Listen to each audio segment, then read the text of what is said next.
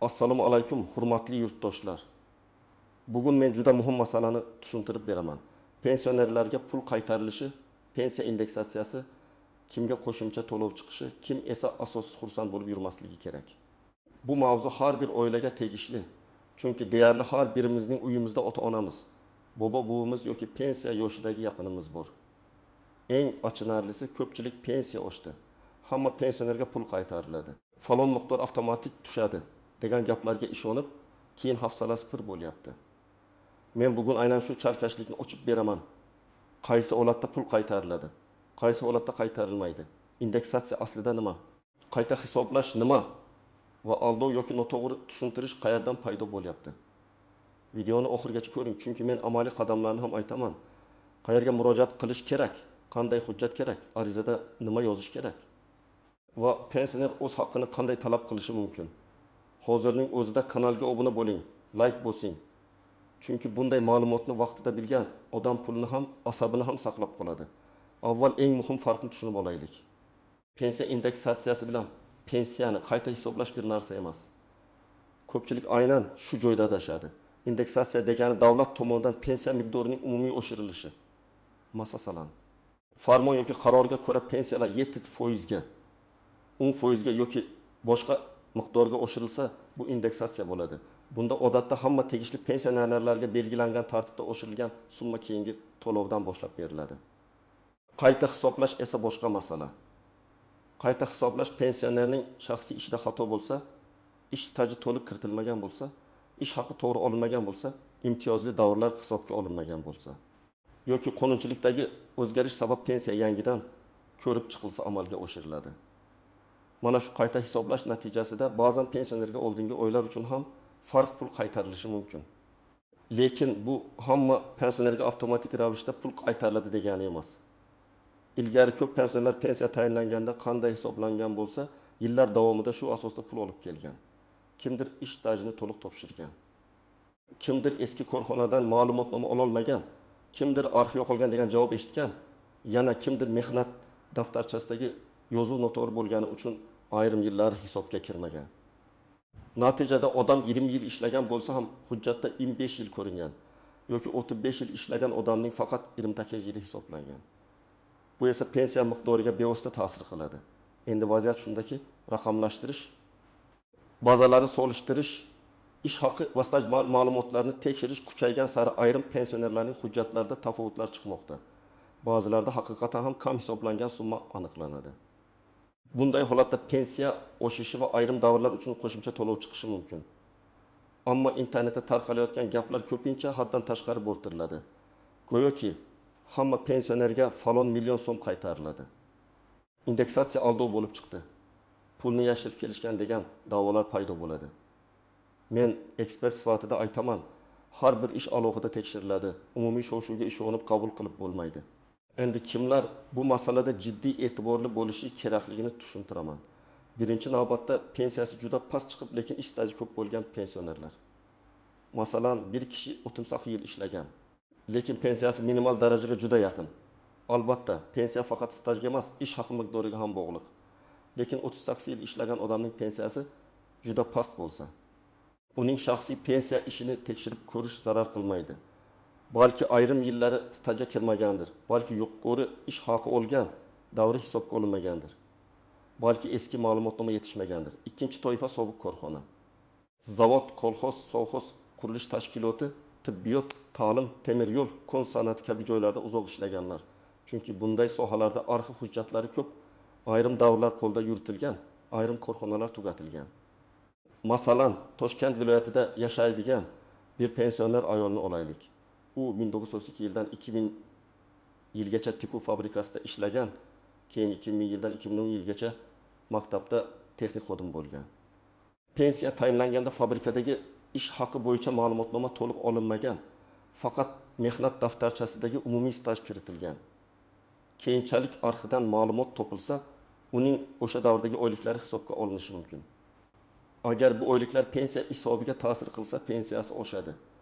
Agar oldin kam to'langan bo'lsa, qonunda belgilangan tartibda farq pul ham chiqishi mumkin. Uchinchi toifa, mehnat daftarchasida familiya, ism, sana, buyruq, raqam yoki korxona nomida xato bo'lgan pensionerlar. Masalan, ayol kishi turmushga chiqqanidan keyin familiyasini o'zgartirgan, lekin eski ish joyidagi hujjatda qiz familiyasi qolgan. Pensiya tayinlashda bu davr tasdiqlanmagan bo'lsa, pensiya kamayib ketgan bo'lishi mumkin. Yoki mehnat daftarchasida 1907 yil ishga qabul qilindi deb yozilgan, lekin ishdan bo'shagan sana yo'q. Bunday mayda ko'ringan xatolar ham yillarni hisobdan chiqarib yuborishi mumkin. 4-toifa nogironlik pensiyasi, boquvchisini yo'qotganlik pensiyasi yoki yoshga doir pensiya o'rtasida o'tish qilganlar. Ba'zan bir turdagi pensiyadan boshqasiga o'tilganda hisob-kitob yangilanadi. Agar shunda hujjatlar to'liq bo'lmasa, miqdor past chiqishi mumkin. Keyin hujjat to'ldirilsa, pensiya qayta hisoblanadi. Endi oddiy raqamli misollar bilan tushuntiraman.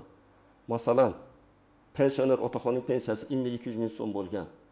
Indeksatsiya 10% bo'lsa, u taxminan 120 ming so'mga oshadi va pensiyasi 1 ming so'm atrofida bo'ladi. Bu umumiy oshirish. Bunda hech qanday o'tgan yillar uchun qaytariladigan millionlar bo'lmasligi mumkin. Chunki indeksatsiya odatda belgilangan sanadan boshlab amal qiladi. Boshqa holatni olaylik. Pensioner ayolning pensiyasi 1 ming so'm bo'lgan. Keyin uning 6 yillik ish staji oldin hisobga olinmagani aniqlangan. Qayta hisoblangan pensiyasi 1 ming so'm bo'ldi. Farq 2 ming so'm. Agar qonunchilik va hujjatlar bo'yicha bu farq oldingi 6-10 oy, 12 oy yoki belgilangan boshqa davr uchun to'lanishi kerak bo'lsa, unga bir martalik qo'shimcha pul chiqishi mumkin. Masalan, 2 ming so'm farq 10 oyga hisoblanadigan bo'lsa, 2500 ming so'm qo'shimcha to'lov bo'lishi mumkin. Lekin bu faqat hujjatlar, murojaat sanasi, xato kim tomonidan bo'lgani va amaldagi tartibga bog'liq. Yana bir misol. Pensioner 3 yil ishlagan, lekin oyligi juda past bo'lgan. U mening ham pensiyam qayta hisoblanadi, ko'p pul tushadi deb o'ylaydi. Tekshirilganda staji to'liq, ish haqi ham to'g'ri olingan, hech qanday xato yo'q. Bu odam indeksatsiya bo'lsa, faqat umumiy oshirishni oladi. Unga alohida qaytariladigan pul chiqmasligi mumkin. Demak, hamma oladi degan gap noto'g'ri. Yana bir muhim masala, indeksatsiya aldov emas, lekin uni noto'g'ri tushuntirish aldovga o'xshab qoladi. Agar kimdir pensionerga pensiyangiz 15% oshdi, lekin sizga 5 million so'm ham qaytariladi desa, bu dalilsiz gap. Indeksatsiya bo'yicha oshgan pul bilan pensiya ishida topilgan xato bo'yicha qaytariladigan pulni aralashtirish mumkin emas. Mana shu aralashish pensionerlarni chalg'ityapti. Kimlar xavotir olmasligi kerak? Agar siz yaqinda pensiyaga chiqqan bo'lsangiz, barcha hujjatlaringiz elektron tizimda to'liq ko'ringan bo'lsa, ish stajingiz, oyliklaringiz, imtiyozlaringiz tekshirilgan bo'lsa va siz pensiya tayinlangan qaror bilan tanishgan bo'lsangiz, katta ehtimol bilan oddiy indeksatsiyadan tashqari alohida pul qaytarilishi bo'lmasligi mumkin, lekin baribir pensiya tayinlash varaqasini ko'rib qo'yish foydali. Endi istisnolar va ko'pchilik bilmaydigan nozik tomonlarga o'tamiz. Birinchi nozik jihat, pensiya miqdori faqat ish staji bilan belgilanmaydi. Odamlar ko'pincha men 40 yil ishlaganman, nega pensiyam qo'shnimnikidan kam deb so'rashadi. Sababi qo'shningizning ish haqi yuqori bo'lgan bo'lishi mumkin. Sizda esa rasmiy oylik past bo'lgan. Yoki qo'shningizning ayrim imtiyozli davrlari bor, sizda yo'q. Yoki u hujjatlarni to'liq topshirgan. Sizda esa ayrim ma'lumotlar yo'q. Ikkinchi nozik jihat, rasmiy ishlamagan davrlar. Masalan, odam bozorda savdo qilgan, ustachilik qilgan, dehqonchilik qilgan, lekin rasmiy badal, soliq yoki mehnat munosabati bo'lmagan. U men 20 yil mehnat qildim deydi. Bu insoniy tomondan to'g'ri, lekin pensiya hisobida har doim ham staj sifatida kirmasligi mumkin. Pensiya tizimi hujjatga qaraydi. Og'zaki gap guvohning oddiy aytgan so'zi. Mahalla tavsiyanomasi har doim yetarli bo'lavermaydi. Shuning uchun hujjat eng asosiy narsa. 3-nozik jihat, bolani parvarishlash davri, harbiy xizmat, o'qish davri, nogiron farzandni parvarishlash, ayrim imtiyozli ishlar. Bu davrlarning qaysi biri qanday tartibda stajga qo'shilishi qonunchilikka bog'liq. Ba'zi pensionerlar bu davrlar avtomatik kiritilgan deb o'ylaydi. Ammo shaxsiy ishda tasdiqlovchi hujjat bo'lmasa, kiritilmagan bo'lishi mumkin. Masalan, ayol kishi 3 farzandni tarbiyalagan, tug'ilganlik haqidagi guvohnomalar bor, lekin pensiya ishida nusxalari yo'q. Bu holatda qo'shimcha tekshiruv zarur bo'ladi. 4-nozik jihat. Bank kartasiga tushgan pulni indeksatsiya deb o'ylash. Ba'zida pensionerga bir oyda odatdagidan ko'proq pul tushadi. U darrov mana qaytarishi deb o'ylaydi. Aslida bu 2 oy pensiyasi birga tushgan bo'lishi mumkin. yoki avvalgi oyda to'lanmay qolgan qismi bo'lishi mumkin, yoki nafaqa bilan pensiya aralash tushgan bo'lishi mumkin. Shuning uchun bankdagi kirimni ko'rib xulosa qilmaslik kerak. To'lov tafsilotini pensiya jamg'armasi bo'limidan aniqlash kerak. 5-nozik jihat, ortiqcha to'lov ham bo'lishi mumkin. Bu juda muhim. Ba'zi odamlar faqat pul qaytariladi deb o'ylaydi. Lekin tekshiruvda aksincha oldin noto'g'ri yuqori hisoblangan holat ham chiqishi mumkin. Masalan, bir davr stajga 2 marta kirib ketgan yoki bir hujjat noto'g'ri tasdiqlangan yoki pensioner ishlayotgani, daromadi, holati haqida o'z vaqtida xabar bermagan. Bunday vaziyatda ortiqcha to'langan pulni qaytarish masalasi ko'tarilishi mumkin. Shuning uchun har bir murojaatni o'ylab, hujjat bilan qilish kerak, lekin qo'rqib ham o'tirmaslik kerak. Agar sizning haqiqiy stajingiz va hujjatingiz to'g'ri bo'lsa, o'z haqqingizni talab qilishdan cho'chimang. 6-nozik jihat firibgarlar hozir pensionerlarga pul qaytarib beramiz. Indeksatsiya bo'yicha ariza yozamiz. Falon bazaga kiritamiz. Kartangiz raqamini va SMS kodini ayting deydiganlar ko'payadi. Men qat'iy aytaman, hech kimga bank kartangizning SMS kodini bermang. Hech kimga pasportingizni garovga bermang. Hech qanday tezlashtirish puli to'lamang. Pensiya masalasi rasmiy organlar orqali hal qilinadi. Agar kimdir sizdan pul so'rasa, bu juda shubhali. 7-nozik jihat murojaat sanasi. Ba'zan pensiya qayta hisoblashda qaysi kundan boshlab yangi miqdor berilishi aynan murojaat qilingan sanaga bog'liq bo'ladi. Ya'ni siz bugun borsangiz, hisob bir tartibda, 3 oy keyin borsangiz boshqa natija bo'lishi mumkin. Shuning uchun keyin boraman, vaqtim yo'q, bolam kelganda ko'ramiz deb yurish zarar keltirishi mumkin. Ayniqsa hujjatlaringiz tayyor bo'lsa, arizani kechiktirmang. 8-nozik jihat. Hamma xabar ham sizga tegishli emas. İnternetda bir viloyatdagi, bir to'yvadagi pensionerlar uchun chiqqan yangilikni butun respublikaga tegishli deb tarqatishadi.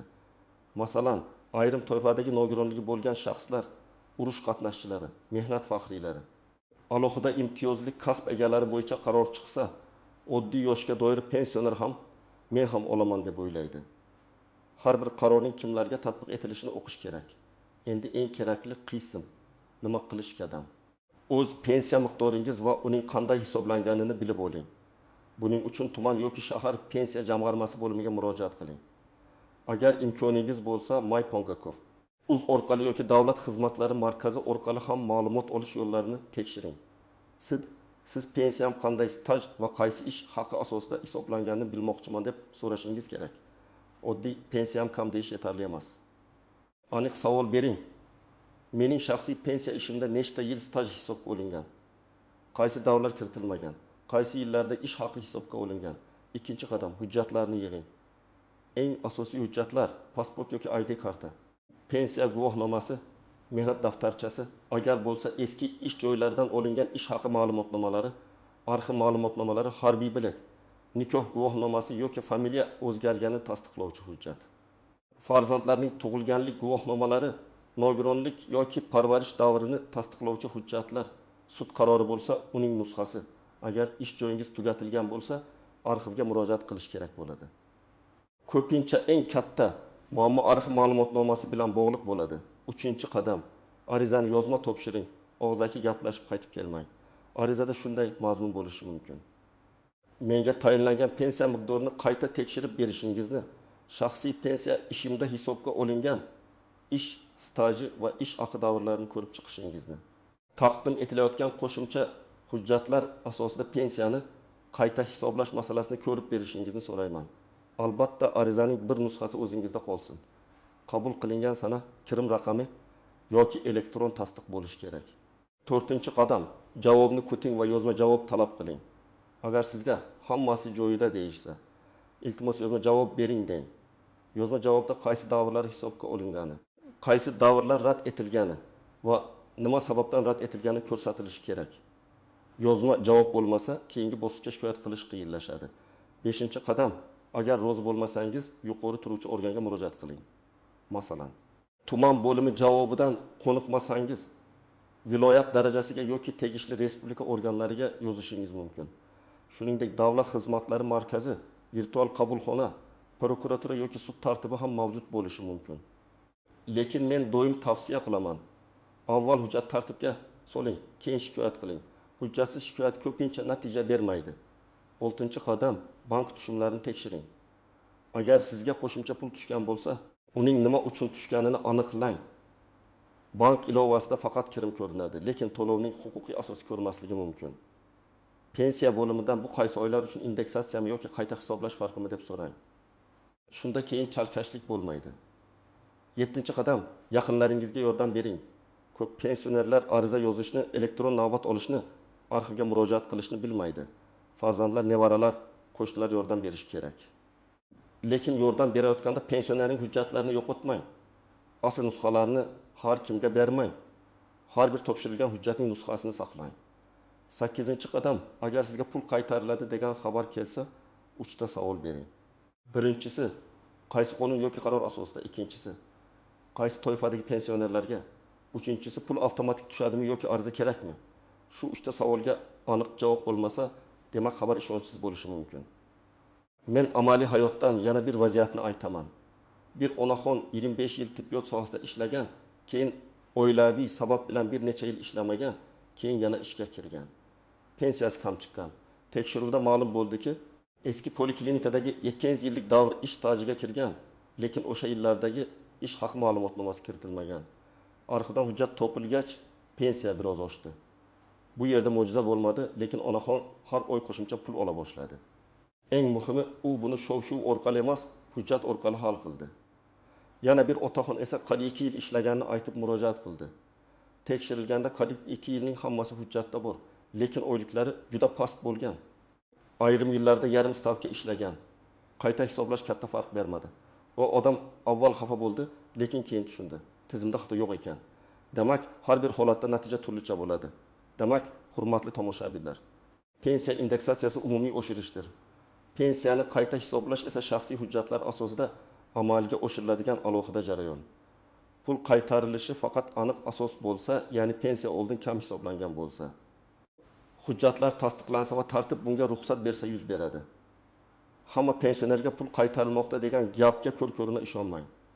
Shu bilan birga baribir foydasi yo'q deb ham o'tirmang. Agar stajingiz, ish haqingiz, imtiyozli davrlaringiz bo'yicha shubha bo'lsa, albatta tekshirtiring. Mening eng asosiy tavsiyam, og'zaki gapga emas, hujjatga tayaning. Pensiya jamg'armasiga yozma murojaat qiling. Staj va ish haqi asoslarini so'rang. Arxiv ma'lumotlarini yig'ing, javoblarni saqlang. Shunda siz o'z haqingizni aniq va qonuniy yo'l bilan talab qila olasiz. Sizda yoki yaqinlaringizda pensiya qayta hisoblanganmi? Qo'shimcha pul tushganmi yoki aksincha? Rad javobi berilganmi? Izohlarda yozing, boshqalar ham tajribangizdan foydalansin. Videoni foydali deb bilsangiz, like bosing, kanalga obuna bo'ling va bu videoni ota-onangizga, qarindoshlaringizga yuboring. Chunki bugungi ma'lumot kimningdir oyma-oy oladigan pensiyasiga bevosita ta'sir qilishi mumkin.